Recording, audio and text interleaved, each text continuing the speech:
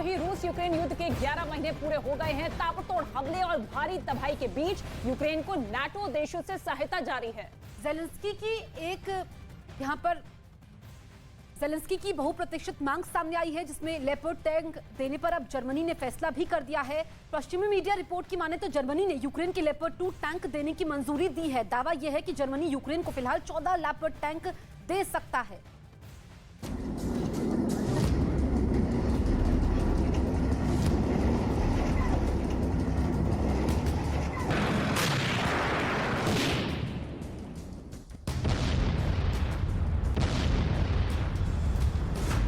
युद्ध में उतरेगा जर्मनी का योद्धा। बढ़ने वाली है पुतिन की टेंशन।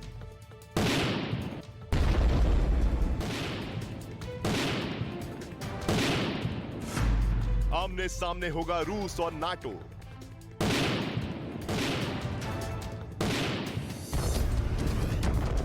रूस और यूक्रेन के बीच तबाही वाले युद्ध के 11 महीने पूरे हो चुके हैं। यूक्रेन के शहरों पर रूस ने ताबड़तोड़ बारूदी हमले किए। वहीं नाटो से मिल रही आर्थिक और सैन्य मदद की बदौलत ज़ेलेंस्की भी पुतिन का सामना डटकर कर रहे हैं। यूरोप और नाटो के कई देशों ने अपने हथियार फैक्ट्री से ज़ेलेंस्की को कई ब्रह्मास्त्र दिए, लेकिन ज़ेलेंस्की की एक पुरानी मांग जो वो लगातार कर रहे थे वो अब पूरी होने वाली है।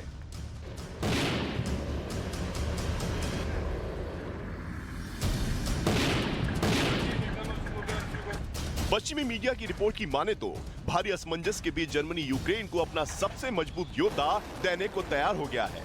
दावा है कि जर्मनी ने यूक्रेन को लेपर्ड 2 टैंक देने की हामी भर दी है। इसके साथ ही उन सहयोगी देशों को भी मंजूरी दे दी है जो यूक्रेन को लेपर्ड 2 टैंक देने के लिए तैयार बैठे थे और मंजूरी मिलने के लिए जर्मनी की ओर देख रहे थे। रिपोर्ट की माने तो हफ्तों से जारी टाल मटोल के बीच जर्मनी ने लेपर्ड टैंक पर फैसला लिया। दावा किया कि जर्मनी ने यूक्रेन को लेपर्ड 2 टैंक की आपूर्ति करने पर सहमति दी। फिलहाल 14 लेपर्ड 2 टैंक को भेजने की अनुमति देने का दावा किया। रिपोर्ट्स में कहा गया कि जर्मनी अपने सहयोगी देशों को जिनके पास जर्मन निर्मित लेपर्ड टैंक हैं, उनको भी यूक्रेन को टैंक देने की मंजूरी दे दी है। दावा किया गया कि जर्मनी फिलहाल बुंडेसवीहर के अपने गोदामों से यूक्रेन को टैंकों की आपूर्ति करेगा, लेकिन बाद में नए लेपर्ड 2 टैंकों को यूक्रेन भेजेगा।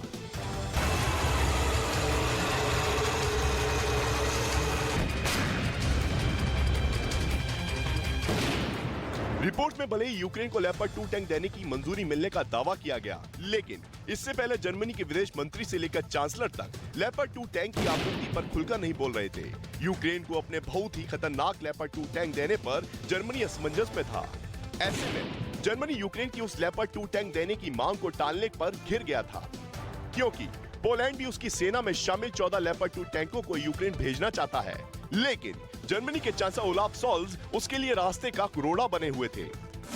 नियम के मुताबिक पोलैंड को लेपर्ड 2 टैंक को यूक्रेन को देने के लिए जर्मनी से मंजूरी मिलना जरूरी है।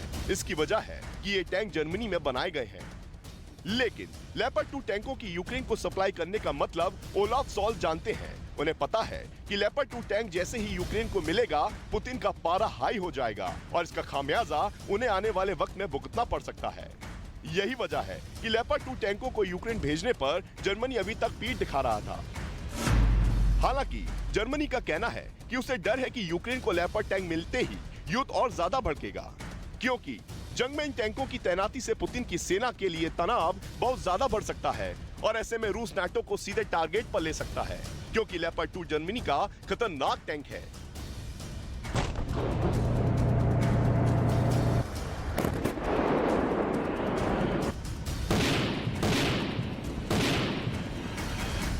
लेपर्ड 2 टैंकों को जंग के मैदान का बड़ा योद्धा माना जाता है। कई विशेष खूबियों की वजह से इस टैंक को ऑलराउंडर भी कहा जाता है। इन्हीं वजहों से ही पश्चिमी देश चाहते हैं कि जर्मनी के लेपर्ड 2 टैंकों को रूस की सेना के खिलाफ जंग के मैदान में उतारा जाए। और अब मीडिया रिपोर्ट्स के अनुसार जर्मनी ने इसकी मंजूरी भी दे दी है। हालांकि इसके बाद ये तय माना जा रहा है कि पुतिन के तर्कस से और तबाही वाले बारूदी हथियार निकलेंगे।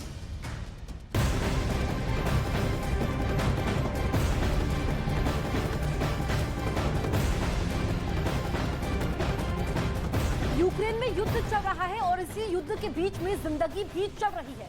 लोग अपने रोजमर्रा के काम कर रहे हैं, बच्चे स्कूल जा रहे हैं, पढ़ाई कर रहे हैं, लेकिन उनकी सुरक्षा भी उतनी ही अहम है और इसलिए राजधानी की प्रशासन ने स्कूलों को बंकर में तब्दील करना शुरू कर दिया है। और अब दावा यह किया गया है कि 86% स्कूलों में बॉम्ब शेल्टर बनाए जा रहे हैं। ये ऐसे शेल्टर हैं जिनमें हफ्तों तक रहा जा सकता है, जिसमें पीने के पानी के साथ साथ बिजली और राशन की पूरी व्यवस्था की गई है।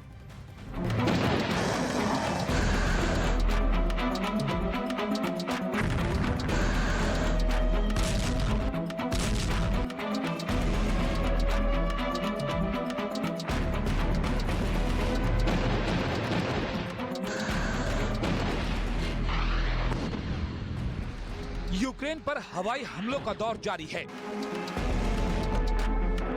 रूस की मिसाइलें शहरों में बरस रही हैं। यूक्रेन का शायद ही कोई हिस्सा हो जहां पर मौत का खौफ ना मंडरा रहा हो। खौफ है बमों का, खौफ है आसमानी शोलों का, खौफ है पुतिन के प्रहार का।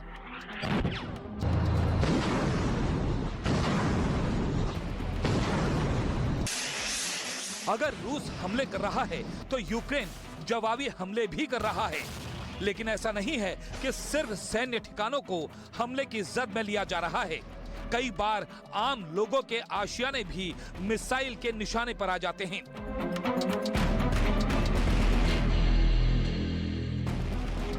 जाहिर है युद्ध के बीच सबसे ज्यादा असुरक्षित हैं बच्चे,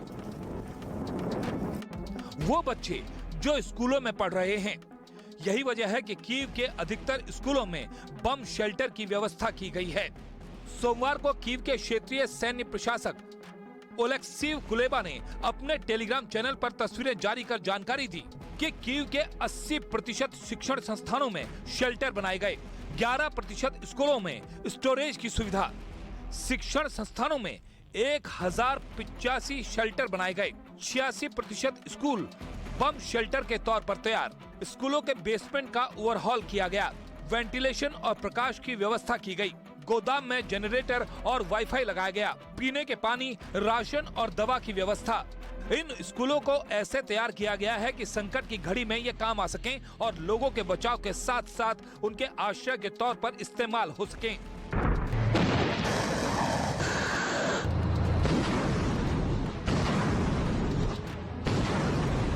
इससे पहले खबर आई थी कि यूक्रेन में शेल्टर होम की डिमांड बढ़ गई है। खार्किव में जहां हवाई हमले हो रहे हैं, ऐसे शेल्टर बम और बाकी हमलों से बचने में काफी कारगर साबित हुए हैं।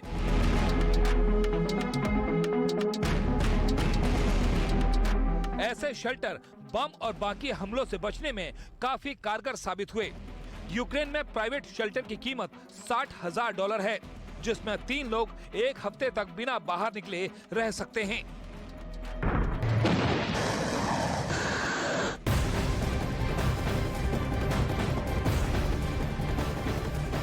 यूक्रेन से जारी जंग के बीच रूस की एक ना ने पूरे अमेरिका को परेशान कर दिया है।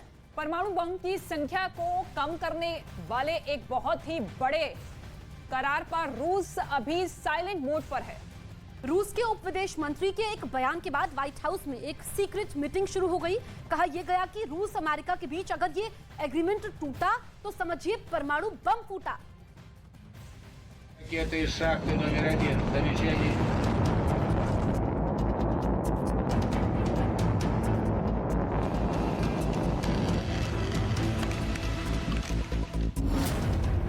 $2011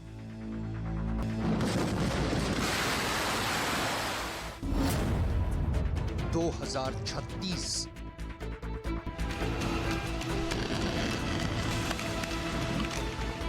इन 25 वर्षों में अमेरिका और रूस को परमाणु युद्ध पर पूर्ण विराम लगाना था, लेकिन 2023 में वो करार अब टूटने की कगार पर पहुंच गया है।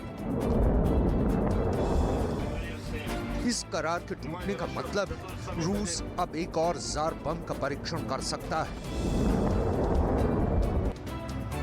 इस करार के टूटने का मतलब है अमेरिका अपने परमाणु जखीरे को और बढ़ाने के लिए नया परमाणु परीक्षण कर सकता है।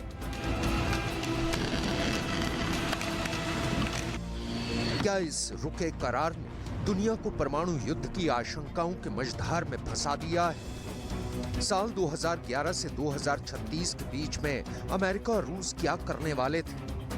इन 25 बरस में ऐसा क्या होने वाला था जो परमाणु युद्ध की आशंकाओं पर ब्रेक लगाने वाला था? 2036 को लेकर 2023 में अमेरिका इतनी टेंशन में क्यों है? 2023 को लेकर व्हाइट हाउस में मीटिंग पर मीटिंग क्यों हो रही है? 2023 को लेकर पेंटागन क्या नए पैक्ट का मसौदा तैयार कर रहा है?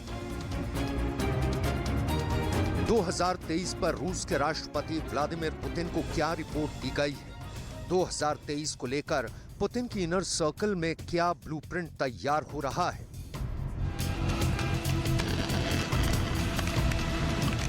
क्योंकि रूस का कहना है कि परमाणु हथियार संधि पर अमेरिका के साथ बातचीत की कोई तारीख तय नहीं है।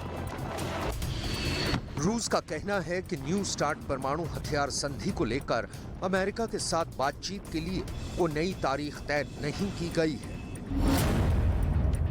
रूस के उप विदेश मंत्री सर्गेई रियाबकोव का कहना है उस संधि पर नई वार्ता के लिए स्थितियां सही नहीं थीं, जो दोनों पक्षों के रणनीतिक परमाणु हथियारों की संख्या को सीमित करती हैं। स्पष्ट रूप से कहें तो स्थिति नई तिथि निर्धारित करने की अनुमति नहीं देती है।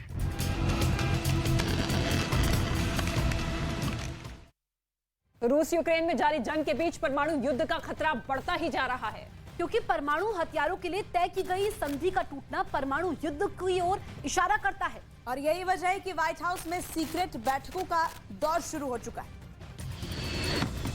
रूस के उप विदेश मंत्री का यह कहना है कि हालात अभी अमेरिका के साथ परमाणु हथियारों पर बातचीत की इजाजत नहीं देते।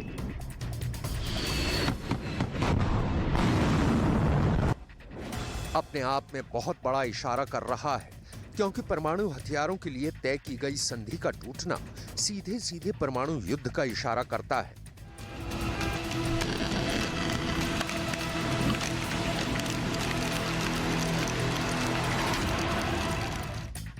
वहीं अमेरिका के अधिकारियों का कहना है कि रूस ने अमेरिका के साथ परमाणु हथियारों को लेकर होने वाली बहुत ही अहम बातचीत को टाल दिया है।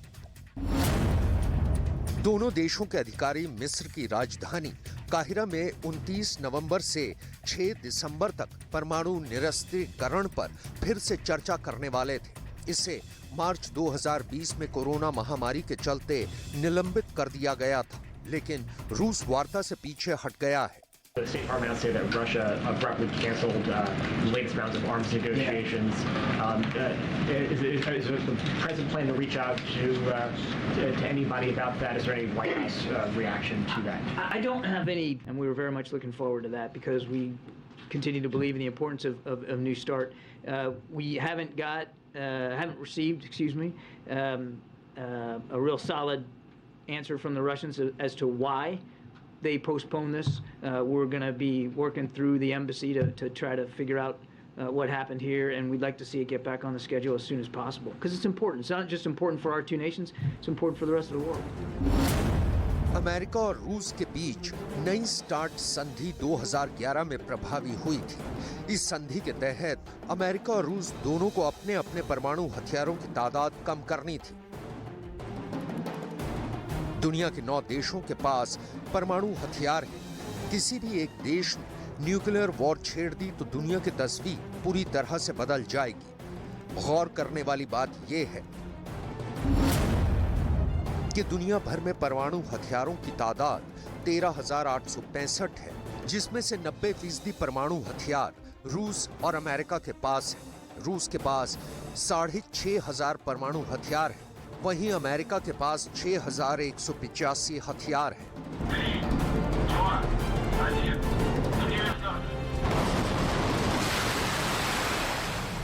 लेकिन फेडरेशन ऑफ अमेरिकन साइंटिस्ट्स की रिपोर्ट पर गौर करें तो सामने आता है कि अमेरिका ने रूस के मुकाबले अधिक तादाद में अपने परमाणु बमों को मिसाइल, एयरक्राफ्ट, युद्धपोत और पनडुब्बियों पर लगा रखा है।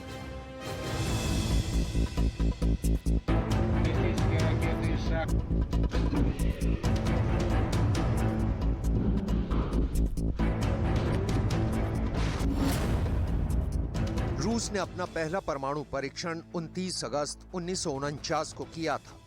रूस ने आखिरी बार 24 अक्टूबर 1990 को न्यूक्लियर टेस्ट किया था।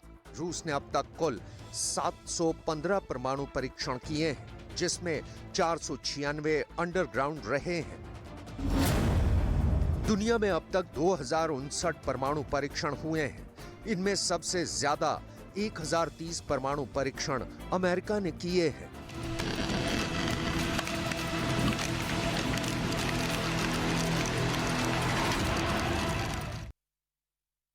एक रिपोर्ट के मुताबिक 1990 के दशक की तुलना में हाल के दिनों में परमाणु हथियारों को नष्ट करने की रफ्तार में कमी आई है। एक अनुमान के मुताबिक दुनिया में अभी भी करीब 13,900 परमाणु बम मौजूद है। उसमें भी यह दावा किया जाता है कि रूस के पास दुनिया का सबसे शक्तिशाली एटम बम मौजूद है।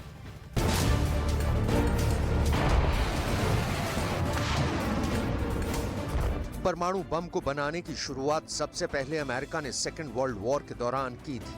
अमेरिका ने साल 1942 में परमाणु हथियार बनाने के लिए मैनहट्टन परियोजना की शुरुआत की थी, जिसमें तब $2 अरब का खर्च आया था, जो आज की तारीख में 2 लाख करोड़ भारतीय रुपए के बराबर है। फिर रूस, ब्रिटेन और फ्रांस जैसे देश एटॉमिक होड़ में शामिल हो गए।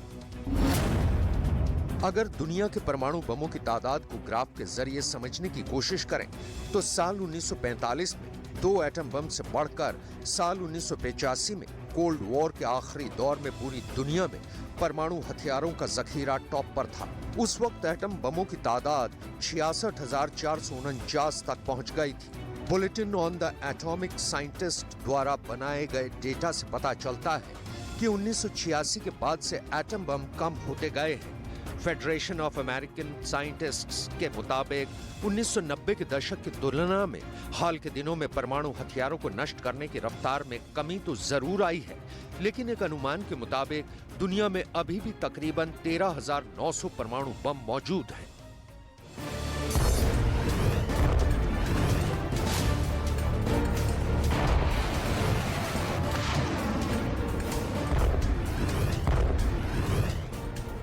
हालांकि शीत युद्ध के बाद परमाणु हथियारों के जखीरे में कमी आई है, लेकिन आज भी दुनिया के कई देशों के पास हजारों की संख्या में ये हथियार मौजूद हैं।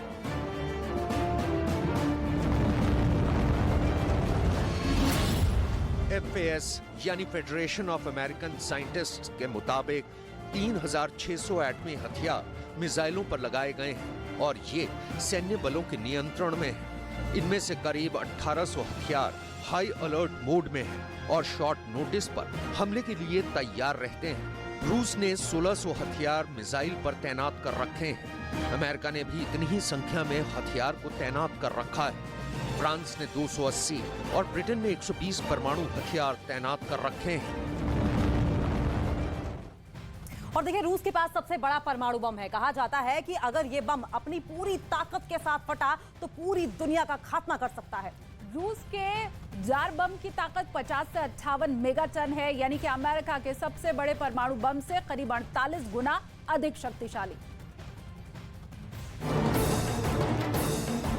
एक सच ये भी है कि रूस के पास दुनिया का सबसे शक्तिशाली एटम बम है, ऐसा बम जिसका तोड़ दुनिया के किसी भी देश के पास नहीं है। पुतिन के इस परमाणु बम का नाम है जार बम।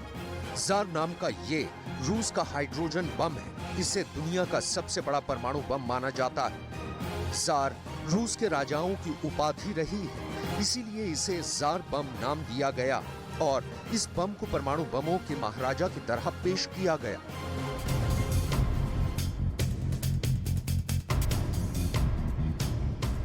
कहते हैं अगर रूस का जार बम गिरा तो धरती का जर्रा जर्रा थर्रा उठेगा। ये हाइड्रोजन बम अगर अपनी पूरी ताकत के साथ फट गया तो पूरी दुनिया खत्म कर सकता है। रूस ने इस बम को 1961 में बनाया था, लेकिन इसके टेस्ट का वीडियो 60 बरस बाद दुनिया को दिखाया। ये उसी वक्त का वीडियो है।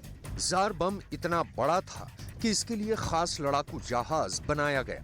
परमाणु हथियार खासकर परमाणु मिसाइलें लड़ाकू जहाजों में रखी जाती हैं, लेकिन जार बम इतना बड़ा था कि उसे विमान से पैराशूट के जरिए लटका कर रखा गया था।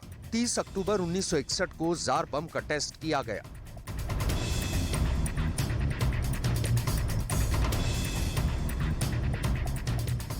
रूस के मुताबिक लड़ाकू जहाज टुपोलोव 95 ने करीब 10 किलोमीटर की ऊंचाई से पैराशूट के जरिए जार बम को नोवाया ज़ेम्लिया द्वीप पर गिराया, ताकि परीक्षण में विस्फोट से पहले गिराने वाला और तस्वीरें ले रहा विमान सुरक्षित दूरी तक पहुंच जाए। रूस के मुताबिक दोनों विमान 50 किलोमीटर दूर ही पहुंचे थे कि भयंकर विस्फोट हुआ। विस्फोट इतना भयंकर था कि धरती कांप उठी। दावा किया जाता है कि अमेरिका का लिटिल बॉय परमाणु बम से 3333 गुना शक्तिशाली है रूस का जार बम। रूस का जार बम अमेरिका के लिटिल बॉय और फैटमैन जैसा ही है, लेकिन उनसे बहुत बड़ा है और पल भर में बड़े से बड़े शहर को खाक कर सकता है। जापान के हिरोशिमा शहर पर गिराए गए परमाणु बम लिटिल बॉय 14 किलो टन ताकत वाला था, जबकि नागासाकी पर गिराए गए फैटमैन, जिसने लाखों लोगों की जान पल भर में ले ली, उसकी ताकत थी 18 किलो टन। वहीं अमेरिका के सबसे शक्तिशाली परमाणु बम B-83 का पावर 1.2 मेगाटन है। वहीं रूस के जार बम की ताकत 50 से 58 मेगाटन है, यानी अमेरिका के सबसे बड़े परमाणु बम से करीब 48 गुना अधिक शक्तिशाली। यही वजह है कि रूस ने जार बम का परीक्षण आर्कटिक समुद्र में नोवाया ज़ेम्लिया के ऊपर बर्फ में गिराकर किया था, ताकि किसी भी तरह की आबादी से धमाके वाली जगह सैकड़ों हजारों किलोमीटर दूर हो। कहा जाता है कि रूस ने जिस इलाके में दुनिया के सबसे शक्तिशाली बम का परीक्षण किया, वो इलाका धमाके के बाद पूरी तरह से बदल गया। दुनिया ने उस वक्त जापान में परमाणु बम की तबाही भी देख ली थी, लेकिन रूस ने इस परीक्षण से साबित कर दिया कि दोबारा कभी परमाणु युद्ध छिड़ा तो दुनिया से मानवता का खात्मा भी हो सकता है।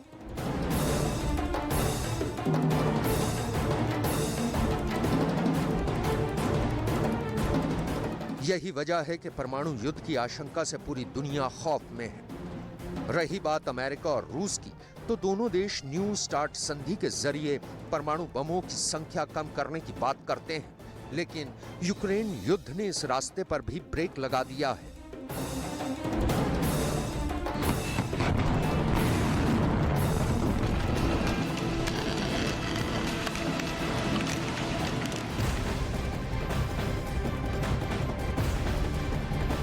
यूक्रेन में जंग जारी है। 11 महीने का वक्त गुजर चुका है, लेकिन जंग रुकने की जगह और ज्यादा बढ़ती जा रही है और ज्यादा विनाशक भी होती जा रही है। अब इस बीच डूम्सडे क्लॉक यानी कि कयामत की घड़ी से परमाणु वैज्ञानिकों ने दुनिया को चेतावनी भी दी है। चेतावनी है कि जिस तरह से लगातार परमाणु धमकियां चल रही हैं, जिस तरह से दुनिया भर में तैयारियां चल रही हैं, उससे कयामत की घड़ी और नजदीक आ गई है। और इतनी नजदीक आ गई है कि कभी भी दुनिया प्रलय के करीब पहुंच सकती है।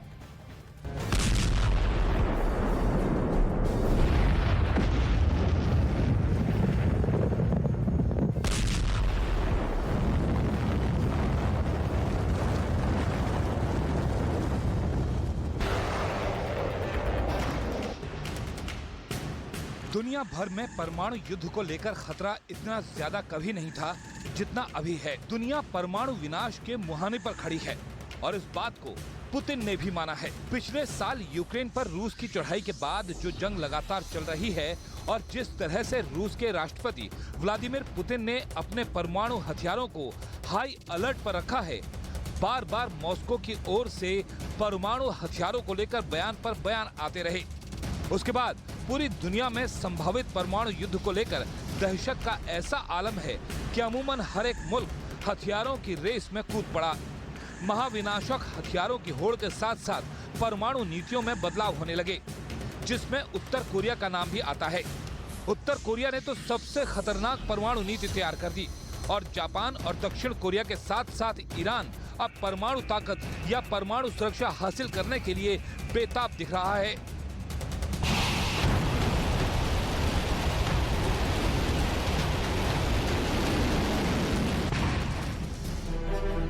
यही वजह है कि परमाणु वैज्ञानिकों ने कयामत की घड़ी में 10 सेकंड का वक्त कम कर दिया है, यानी अब कयामत का वक्त 90 सेकंड ही दूर है।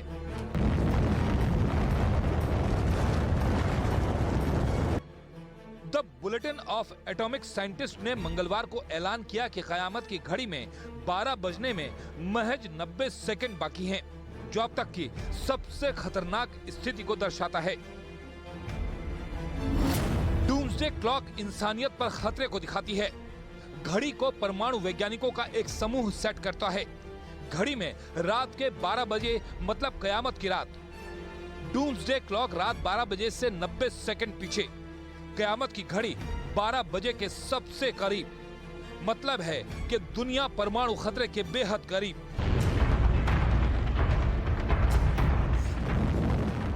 संगठन के वैज्ञानिकों के मुताबिक अब यह अर्जेंट मामला बन चुका है और इस पर दुनिया को ध्यान देने की जरूरत है, क्योंकि पुतिन के न्यूक्लियर हथियारों को तैनात करने की धमकी ने सब कुछ दिया है और अब यह ग्लोबल खतरा बन चुका है। संगठन के मुताबिक पुतिन अभी भी हार स्वीकार करने वाले नहीं हैं और अगर यूक्रेन में परमाणु हमला नहीं भी होता है तो भी यूक्रेन युद्ध की वजह से ग्लोबल न्यूक्लियर ऑर्डर बदलने की चुनौती है।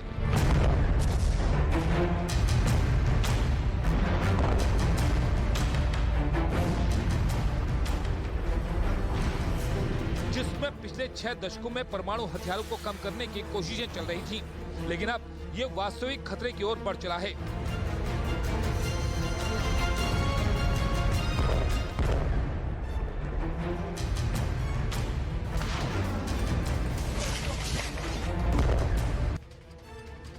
दरअसल इस युद्ध की वजह से दुनिया की 2 सबसे बड़ी परमाणु महाशक्तियां आमने सामने आ गई हैं, जिनके पास दुनिया के सभी परमाणु हथियारों का 90% हिस्सा मौजूद है और जिनकी एटॉमिक टक्कर पृथ्वी को एक बार नहीं बल्कि सैकड़ों बार तबाह करने की ताकत रखती है।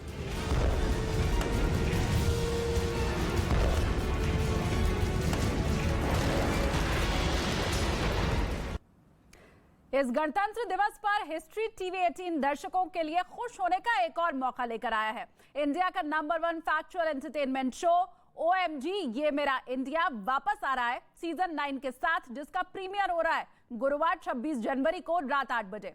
जानिए क्या खास है नए सीजन में, पेश है एक झलक।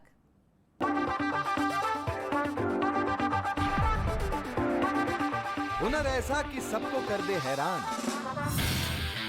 जज्बा ऐसा कि बन जाए कीर्तिमान, अनोखे जाबाज, डेयरिंग अंदाज, फ्यूचरिस्टिक इनोवेशंस, फैंटास्टिक क्रिएशंस। दोस्तों, एंटरटेनमेंट का जो मीटर है वो सिर्फ 3 चीजों की वजह से बढ़ता है। OMG, OMG, OMG। एक कलाकार की कलाकारी का इतना बड़ा है आकार कि इंडिया की शान को 4 चांद लग गए सरकार। ये जनाब बनाते हैं रिकॉर्ड तोड़ू आर्ट, और वो भी वेस्ट मटेरियल से। ध्यान से देखिए, ये है इंडिया का पहला 3D प्रिंटेड हाउस जो दुनिया पर कर रहा है OMG असर। दोस्तों, ये है इंडिया की पहली 3-in-1 ड्राइवरलेस सोलर और इलेक्ट्रिक बस OMG। भैया, करेंसी और तालों के कलेक्टर्स तो हम OMG पे पहले देख ही चुके हैं, लेकिन मैच बॉक्स कलेक्ट करने वाले इंसान पहली बार दिखेंगे। मिलिए गौतम हिमाड़ी से। जहां हम छोटी छोटी चीजों से हार मान जाते हैं, वहीं एक धुरंधर के जज्बे ने यह साबित कर दिया है कि कामयाबी हालातों से लड़ने वालों के कदम चूमती है। ये है कमलकांत नायर, हमारे रिकॉर्ड तोड़ू पैरा एथलीट। इंडिया के हुनर का ऐसा चढ़ा है रंग कि सबकी जुबान बोल रही है मेरे संग OMG। OMG ये मेरा इंडिया का नया सीजन शुरू हो रहा है 26 जनवरी से हर गुरुवार रात 8 बजे हिस्ट्री टीवी 18 पर। आसमान से जमीन तक देश की गौरव गाथा आन बान शान के साथ लिखेंगे देश के जवान। गणतंत्र दिवस पर न्यूज़ 18 इंडिया की खास कवरेज। जय हिंद। 26 जनवरी सुबह 6 बजे से। और तब से रूस लगातार कीव पर हमले बोल रहा है। इस बीच रूस ने अपने 4 बेहद ताकतवर बॉमर Tu-22M3 को एक साथ उड़ा दिया, जिसके बाद कीव में हड़कंप मच गया। ये बॉमर पुतिन के तर्कश के वो हथियार हैं जो पलक झपकते ही दुश्मन को तबाह कर सकते हैं। रूस ने इनका एक वीडियो भी जारी किया, जिसमें रूस के 4 बॉमर Tu-22M3 आसमान में अपनी ताकत परखते दिखे। इस वीडियो के सामने आने के बाद यह आशंका जताई गई कि जल्द ही कीव पर बड़ा हवाई हमला हो सकता है, क्योंकि रूस ने अपने इसी बॉमर से अज़ोवस्ताल स्टील प्लांट में तबाही मचा दी थी। इसकी खासियत यह है कि ऊंचाई कम हो या ज्यादा, एक बार उड़ान भरने के बाद Tu-22M3 बॉमर अपने दुश्मनों को तबाह करके ही दम लेता है। रूस का दावा है कि उसका यह बॉमर बिना रुके करीब 7000 किलोमीटर तक उड़ान भर सकता है और ये अपने साथ करीब 24,000 किलो बम लेकर उड़ सकता है, जिनमें परमाणु बम से लैस मिसाइलें भी शामिल हैं।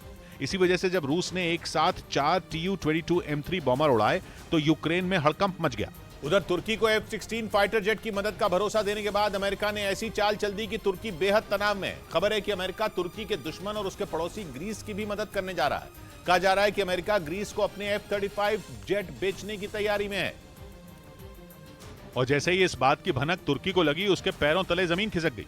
हाल यह हो गया कि तुर्की को खुद को मिलने वाले F-16 लड़ाकू विमानों की खुशी उतनी नहीं जितना उसे ग्रीस को मिलने वाले F-35 विमानों का खौफ सता रहा है। बात ऐसी है कि F-35 लड़ाकू विमान F-16 से ज्यादा दमदार है। 5वीं पीढ़ी के F-35 lightning 2 stealth fighter jet के आगे F-16 का मुकाबला नहीं। तुर्की की परेशानी यह है कि वो चाहे जो कर ले, अमेरिका से F-35 जेट हासिल नहीं कर सकता। ऐसा इसलिए क्योंकि तुर्की रूस से S-400 मिसाइल डिफेंस सिस्टम खरीदकर अपने पैरों पर कुल्हाड़ी मार चुका है। जबकि तुर्की अमेरिका और ग्रीस की तरह नेटो का सदस्य है, लेकिन इसके बावजूद उसने नेटो के दुश्मन रूस से डील की थी। इसलिए अमेरिका ने उसे F-35 प्लेन बेचने पर बैन लगाया हुआ। यानी तुर्की को F-35 जेट तो बिल्कुल नसीब नहीं होने वाला। इसके साथ ही उसे F-16 जेट मिलने के रास्ते में भी कई रोड़े हैं। भले ही जो बाइडेन तुर्की को F-16 बेचने को तैयार हो, अमेरिका की संसद में तुर्की के खिलाफ जबरदस्त माहौल है। वजह यह है कि तुर्की स्वीडन और फिनलैंड को नेटो का सदस्य बनने पर मंजूरी नहीं दे रहा। माना जा रहा है कि बाइडेन तुर्की को F-16 बेचकर उसकी स्वीडन और फिनलैंड की नेटो की सदस्यता पर हामी खरीदना चाहते हैं। तुर्की की वायुसेना के पास पहले से ही F-16 जेट हैं, लेकिन अब वो पुराने हो चुके हैं। इसलिए अमेरिका से 40 नए F-16 जेट खरीदकर तुर्की अपने उस पुराने बेड़े में जान फूंकना चाहता है। 1.25 साल से वो अमेरिका से डील करने की कोशिश में लगा था और अमेरिका की सरकार अब जाकर मानी है। और अब अगर अमेरिका की संसद भी मान गई, तब भी तुर्की को जल्द F-16 जेट नहीं मिलने वाले, क्योंकि उनका प्रोडक्शन मंदा पड़ा है और डिमांड ज्यादा है। अमेरिका अब तक उन देशों की ही डिमांड पूरी नहीं कर पाया है जिन्होंने उससे पहले से ही F-16 की डील की हुई है। तो तुर्की का नंबर तो बहुत बाद में आएगा और तुर्की के पास इंतजार करने का ही वक्त नहीं है। जिस तरह उसका ग्रीस के साथ मामला गरमाया हुआ है, उस लिहाज से तुर्की को जल्द से जल्द अपने जखीरे में हथियार और दूसरा साजो सामान बढ़ाना है। लेकिन तुर्की के लिए मुसीबत यह भी है कि उसकी ग्रीस से इस लड़ाई में अमेरिका का झुकाव ग्रीस की तरफ है। जिन F-16 जेट को तुर्की को बेचने का मन बाइडेन प्रशासन ने अब जाकर बनाया है, वो F-16 जेट अमेरिका पिछले साल ही ग्रीस को दे चुका है और उस पर अब अमेरिका ग्रीस को F-35 विमान देने की प्लानिंग में है। यानी अमेरिका मदद तो दोनों की करने को तैयार है, लेकिन तुर्की की मदद कम और ग्रीस की मदद ज्यादा। इसी वजह से तुर्की में हड़कंप मचा है। रक्षा विशेषज्ञों का मानना है कि अगर तुर्की को F-16 जेट नहीं मिले और इस बीच ग्रीस की बात बन गई, तो लड़ाकू विमानों के मामले में ग्रीस 2025 तक तुर्की को पछाड़ देगा और ये तुर्की की विशाल वायुसेना के लिए बहुत बड़ा झटका होगा।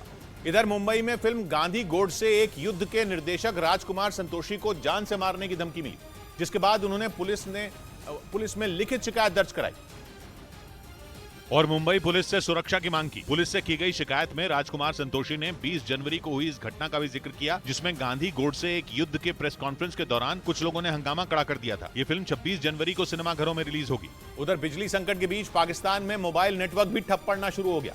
पाकिस्तान की ये नई परेशानी उसकी पुरानी परेशानी से जुड़ी हुई है, क्योंकि पावर कट की वजह से ही वहां मोबाइल नेटवर्क ठप पड़ने लगे और अंधेरे में डूबे पाकिस्तान के लोगों के सामने एक नई मुसीबत खड़ी हो गई। पाकिस्तान टेलीकम्युनिकेशन अथॉरिटी ने जानकारी दी कि बिजली संकट की वजह से पाकिस्तान में मोबाइल सर्विस ठप पड़ सकती है, जिसके बारे में वहां की कंपनियां अपने ग्राहकों को जानकारी दे रही हैं, क्योंकि बिजली आएगी तभी लोगों का मोबाइल चलेगा। इसलिए लोगों को पावर ग्रिड की तकनीकी खराबी दूर होने का इंतजार करना होगा, क्योंकि इसके अलावा उनके पास दूसरा कोई रास्ता ही नहीं बचा। एक दिन पहले ही सुबह सुबह पाकिस्तान के 22 जिलों में बिजली चली गई थी। सरकार ने दावा किया कि वो जल्द से जल्द इस समस्या को सुलझाएगी, लेकिन समस्या नहीं सुलझी। और बत्ती गुल होने के अगले ही दिन मोबाइल नेटवर्क भी ठप पड़ने लगे। पाकिस्तान के मीडिया ने जानकारी दी कि पावर ग्रिड फेल होने से कई जिलों में इंटरनेट सेवा का भी भट्टा बैठ चुका है। यानी पाकिस्तान के लोगों के पास न बिजली है, न मोबाइल और न ही इंटरनेट। हालात ये हो गए कि वहाँ की जनता का अपने सिस्टम से भरोसा उठना शुरू हो गया। अंग्रेजों का निजाम है, हमने तो कुछ किया नहीं। पाकिस्तान की जनता पहले ही आटे और तेल की किल्लत से जूझ रही है और अब उस पर दुनिया से अलग थलग पड़ने का संकट मंडरा रहा है, क्योंकि इंटरनेट और मोबाइल नहीं चला तो फिर तो पाकिस्तान के लोगों का दुनिया के बाकी हिस्सों से कनेक्शन ही टूट जाएगा, जिससे कंगाली से लड़ रहे पाकिस्तान की रही सही उम्मीद भी खत्म हो जाएगी। क्योंकि पहले ही पावर कट ने लोगों को मोमबत्ती की रोशनी में रहने को मजबूर कर दिया है और अब तो अंधेरे में डूबे पाकिस्तान में मोमबत्तियों की डिमांड इतनी बढ़ गई है कि मार्केट में उनकी भी किल्लत हो गई। मोमबत्तियां नहीं मिल रही, मार्केट वाले ही नहीं दे रहे भाई। मतलब पाकिस्तान के दर्द की दवा मिलनी मुश्किल लग रही है। इस बीच 72 घंटे का टारगेट देने वाली पाकिस्तान सरकार ने पावर ग्रिड की मरम्मत तो शुरू कर दी, लेकिन इसका कुछ खास असर होता नजर नहीं आया, क्योंकि पाकिस्तान की नेशनल पावर ग्रिड में खराबी आई है, जिसकी वजह से पाकिस्तान के 22 जिलों में बत्ती गुल हो गई, जो 24 घंटे के बाद भी वापस नहीं आई। नतीजा ये हुआ कि इस्लामाबाद, कराची, लाहौर, रावलपिंडी और मुल्तान समेत 22 शहरों में अंधेरा छाया रहा और वहां रहने वाले करीब 22 करोड़ लोग परेशान रहे। रही सही कसर मोबाइल टावर की सेवा बंद होने से पूरी हो गई, क्योंकि बिजली संकट ने पाकिस्तान की टेलीकॉम इंडस्ट्री की कमर ही तोड़ दी। फिलहाल वहां के कई मोबाइल नेटवर्क पावर बैकअप पर चल रहे हैं, लेकिन ये समस्या का स्थायी समाधान नहीं है, क्योंकि जल्द ही मोबाइल कंपनियों का पावर बैकअप खत्म हो जाएगा और पाकिस्तान की एक बड़ी आबादी के मोबाइल बंद हो जाएंगे। इस बीच टीम इंडिया के कप्तान रोहित शर्मा ने 3 साल बाद वनडे क्रिकेट में शतक जमाया। उन्होंने न्यूजीलैंड के खिलाफ तीसरे मैच में 85 गेंदों पर 101 रन बनाए, जो रोहित शर्मा के वनडे करियर का 30वां शतक है। इसी के साथ सबसे ज्यादा शतक बनाने के मामले में उन्होंने रिकी पॉन्टिंग की बराबरी कर ली। रोहित शर्मा को इस शतक के लिए 17 पारियों का इंतजार करना पड़ा। उधर जेडीयू में अपनी पार्टी का विलय करने वाले उपेंद्र कुशवाहा ने नीतीश कुमार के खिलाफ मोर्चा खोल दिया और खुलकर कहा कि नीतीश कुमार कमजोर हो रहे हैं। यानी बीजेपी नहीं बल्कि नीतीश के अपने सहयोगी ने उन्हें कमजोर कहा, जबकि कुछ दिन पहले तक खबर थी कि नीतीश उपेंद्र कुशवाहा को बिहार का दूसरा डिप्टी सीएम बना सकते हैं। लेकिन ऐसा नहीं हुआ। उल्टा उपेंद्र कुशवाहा ने खुलेआम नीतीश कुमार को कमजोर बोल दिया। हाल के दिनों में जिस तरह से नीतीश जी कमजोर हुए हैं, जनता दल यूनाइटेड कमजोर हो रहा है। अपनी इस प्रेस कॉन्फ्रेंस में कुशवाहा ने एक बार नहीं बल्कि कई बार नीतीश को कमजोर कहा। हालांकि उन्होंने इसका ठीकरा आरजेडी पर फोड़ने की कोशिश की, लेकिन उनकी बातें सुनकर लग गया कि उनका असली टारगेट नीतीश है, जिसका अंदाजा नीतीश को भी हो गया, क्योंकि कुशवाहा से जुड़े इस वक्त की बड़ी खबर जम्मू कश्मीर के राजौरी से आ रही है, जहां पर पिछले हफ्ते आईडी मिलने के मामले में पुलिस ने 3 लोगों को हिरासत में लिया है। पुलिस को यह शक है कि पाकिस्तान से आईडी उपलब्ध कराया गया था। ये बड़ी खबर इस वक्त की आपको बता रहे हैं। आईडी केस में ये बड़ा एक्शन दिखाई दिया है, जहां पर पुलिस ने 3 लोगों को पकड़ा है। पुंछ मेंढर सेक्टर में हिरासत में लिए गए ये 3 लोग। इसके अलावा पुलिस को यह शक है कि जरूर आईडी उपलब्ध जो इन लोगों को करवाया गया तो वो पाकिस्तान से करवाया गया होगा। बड़ी खबर इस वक्त की आपको बता रहे हैं, पुंछ और मेंढर सेक्टर के अंदर ये कार्रवाई की गई है, जहां पर आईडी लगाने की मदद के आरोप में पुलिस ने 3 लोगों को हिरासत में लिया है।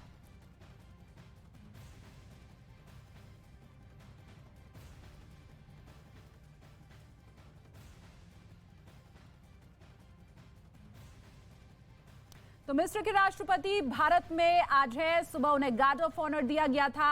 अब ये महत्वपूर्ण तस्वीर आप देख रहे हैं, जहां पर प्रधानमंत्री नरेंद्र मोदी के साथ उनकी ये